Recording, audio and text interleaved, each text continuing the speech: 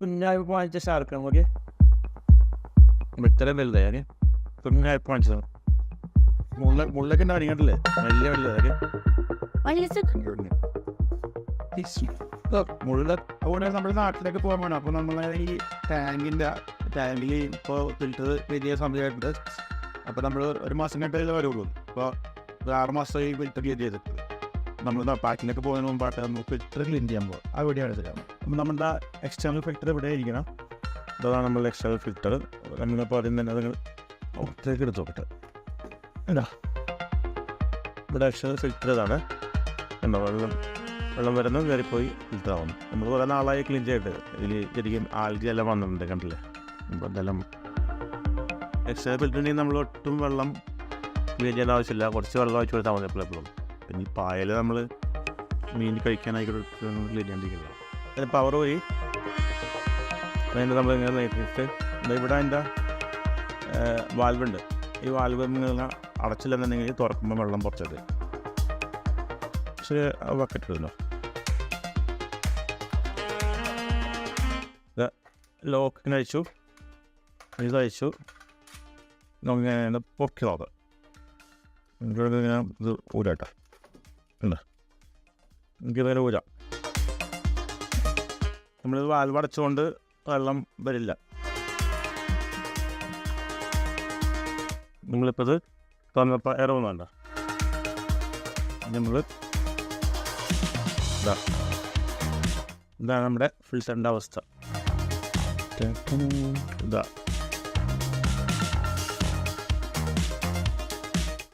കഴിക്കൊന്നുമില്ല കേട്ടോ, ഉണ്ട്.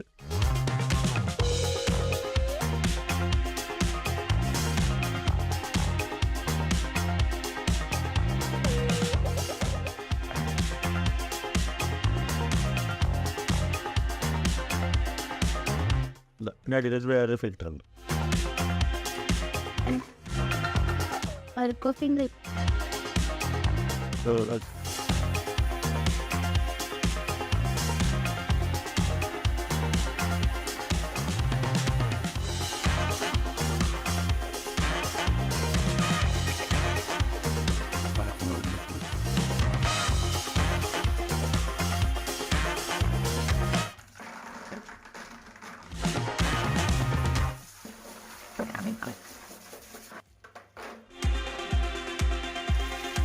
എല്ലാ എക്സുമാരും അവിടെ കിട്ടോ.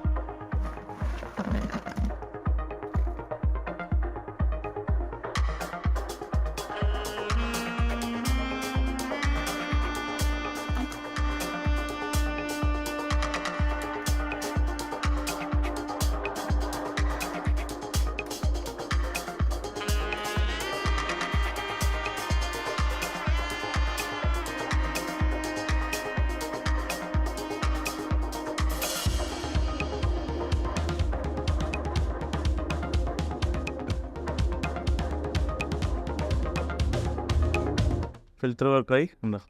കറക്റ്റായിട്ട് വർക്കായി. ഇത്രയുള്ള ഈസി ആയിട്ട് നമുക്ക് ഫിൽറ്റർ ക്ലീൻ ചെയ്യാൻ പറ്റും.